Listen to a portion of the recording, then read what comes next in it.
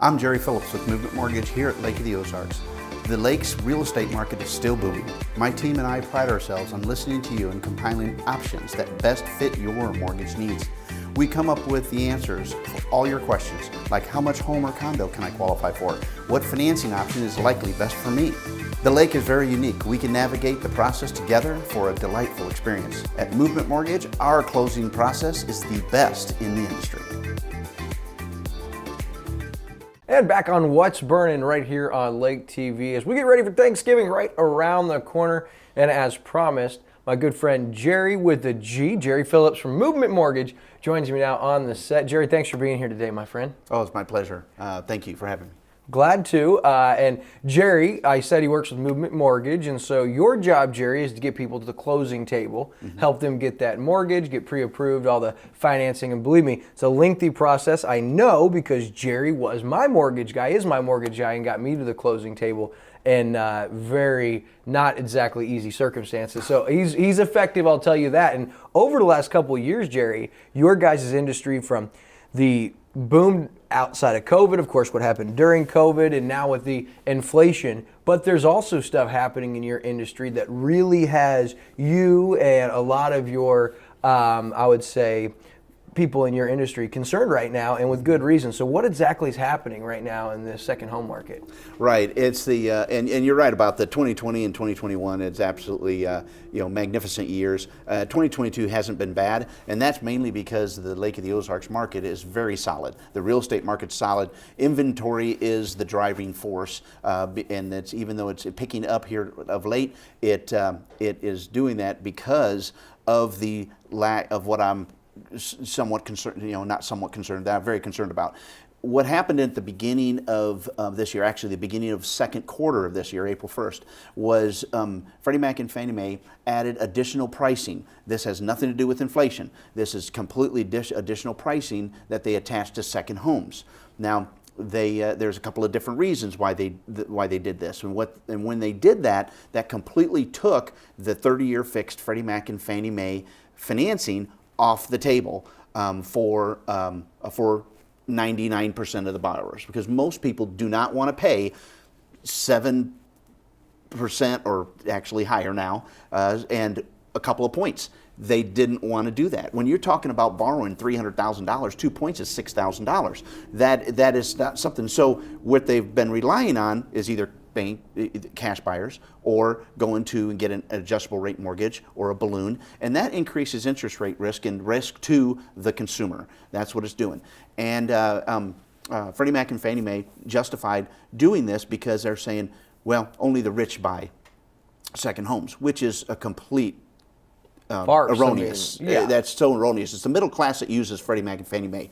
Yes, the rich do buy second homes at the lake, but they are using different avenues to finance it. They don't go to Freddie Mac and Fannie Mae. Right. The people who are happy to save up enough down payment to improve their quality of life, improve their family experiences, because that's what Lake of the Ozarks is all about. It's about family, your experiences, growing closer, community. That's what Lake of the Ozarks is about. And so taking that alternative away of financing reduces the options to the consumer, puts them at the risk of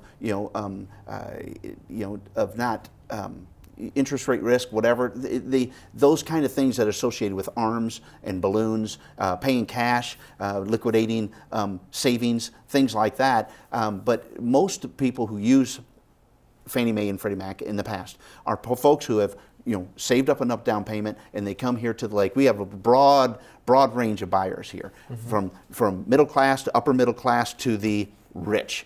And everybody's definition, I think, of rich differs. Mine is someone that can pay cash. Yeah. They can go and liquidate investments. Most people don't want to do that, or they have commercial lines of credit, things like that.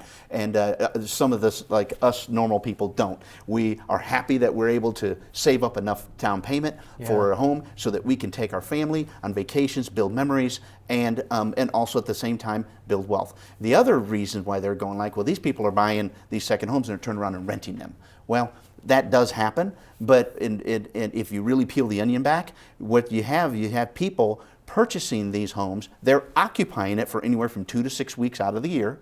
So they're maintaining it so that you have an asset that's being maintained, plus they're augmenting their income it just strengthens the asset, okay? So what you're saying, Jerry, real quick, I want to make sure I'm understanding this and helping them understand. So these changes on this added pricing is if it's a second home. Right. And so the people that would typically utilize Fannie Mae or Freddie Mac or whatever, they're the ones that need that better price. So that special pricing is going to price them out of being able to purchase a second home, essentially. Exactly, and then they start, and if most of them have pulled back, but we have such a strong set of buyers in a strong real estate market. Not a lot of people have noticed this, but it's only a matter of time because what you're doing, you've limited the options to the consumer. Yeah.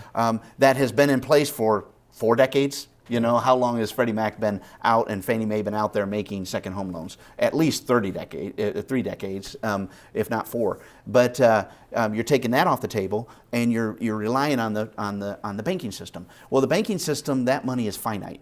You don't have a Freddie Mac, Fannie Mae that are able to go out and they sell bonds. That's how they provide this money to lenders like myself or banks or anywhere. They sell bonds, and so that's almost a perpetual source of income, or of money to fund those loans. Well, banks have their deposits, okay, or they go to borrow from the Federal Reserve or something like that. That is a finite set of numbers.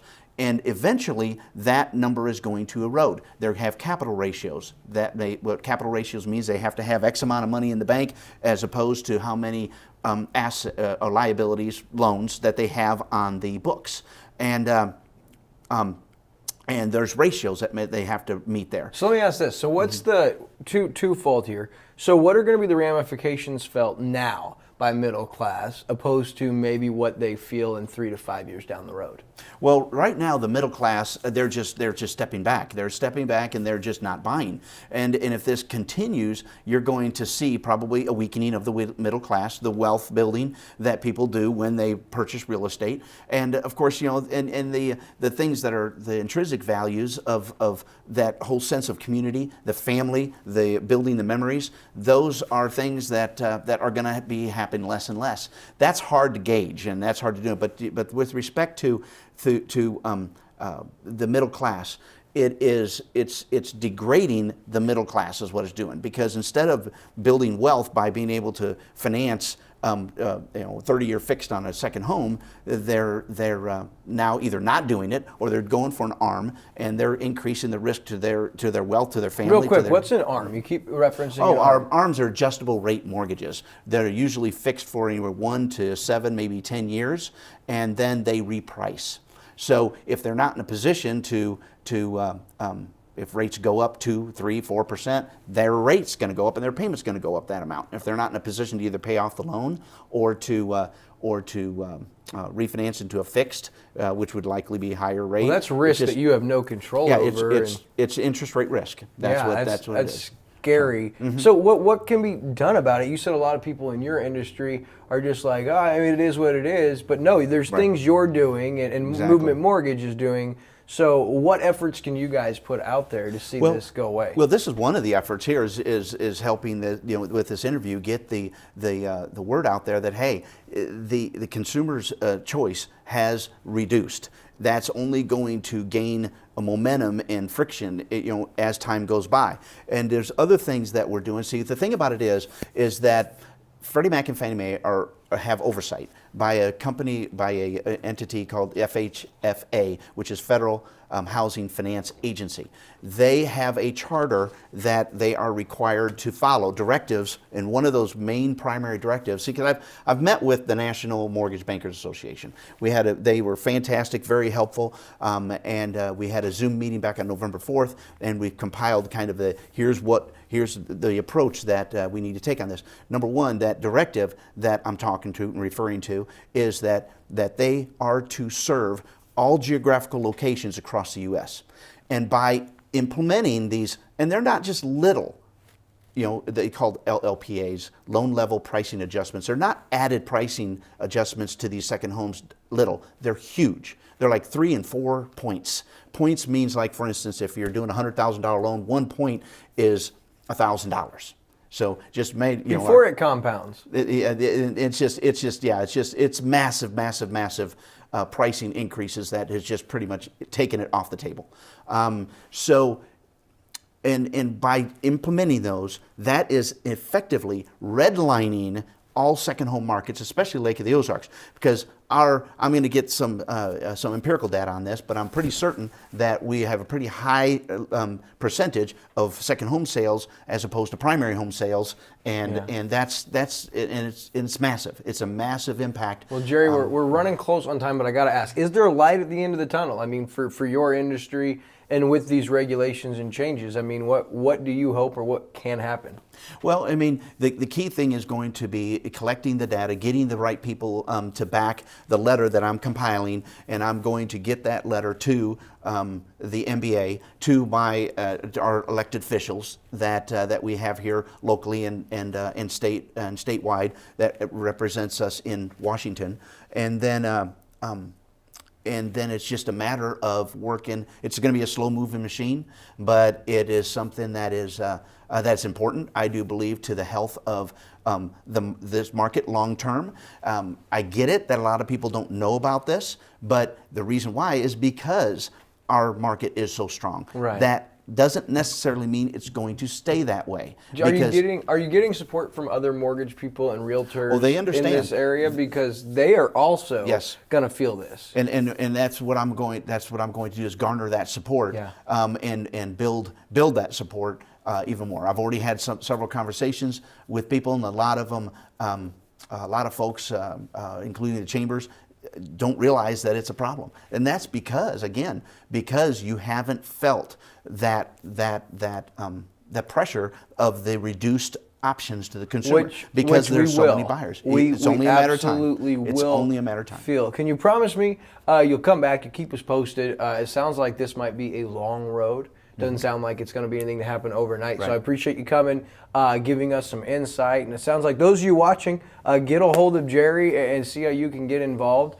Jerry, how do you prefer people get in touch with you guys? Is there a website to visit, or? No, there's no website. I mean, this is my direct mobile is 573-480-1978, or you can contact me through email. My email is Jerry with a G. Jerry with a G. Don't forget it, baby.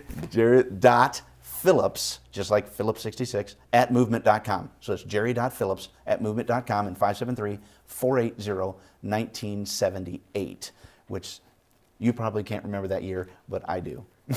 No comment from me. Well, that's Jerry with a G from Movement Mortgage, doing everything in his power to keep your options as the middle class when buying your second home available to you. We'll be back on What's Burning right after this.